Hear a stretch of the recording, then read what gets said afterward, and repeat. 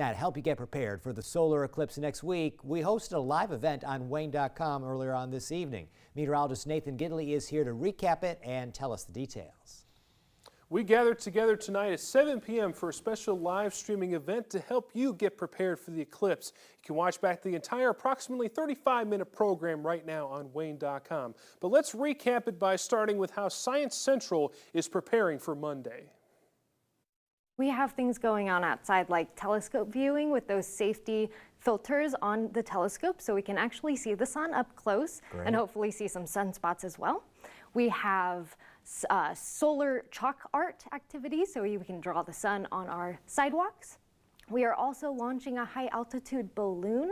So if it is cloudy, we at least get some good views from our cameras up above the clouds.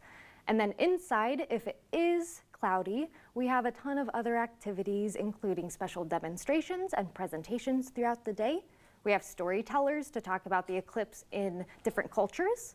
And then we also have the arts and crafts for the youngers. Now, Van Wert Emergency Management Director Rick McCoy spoke about the uniqueness of the eclipse as an event to prepare for. We're used to tornadoes, flooding, winter storms, sometimes hazardous material spills, things such as that when it comes to disasters. This is something totally different that we've had to plan for. And certainly people are very excited about this because none of us have seen this before unless you've traveled somewhere and seen another eclipse that was totality. And so people are planning, you know, a lot of preparations went into this. People are getting together. The schools are closed in many of the counties so the kids can enjoy and not worry about, you know, that traffic of the buses and everybody being on the road afterwards. Many offices closing, government offices closing across our region.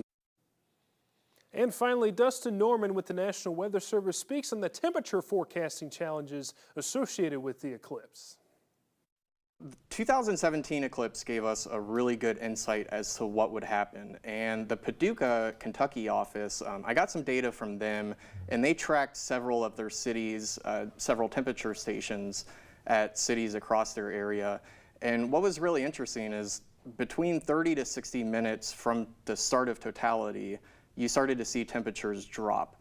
And then it peaked about 15 to 20 minutes after totality ended. It peaked at its minimum. And many areas saw temperature drops 4 to 8 degrees. Very interesting stuff. You can join us on Monday at the Kaler-Nickel Foundation Family YMCA in Bluffton in totality. Beginning at 1:30 p.m. there'll be live music, food, our mobile green screen to try, a free Zumba class, and free eclipse viewing glasses while supplies last. You can see much more eclipse coverage posted on Wayne.com. Meteorologist Nathan Gidley, Wayne 15 News.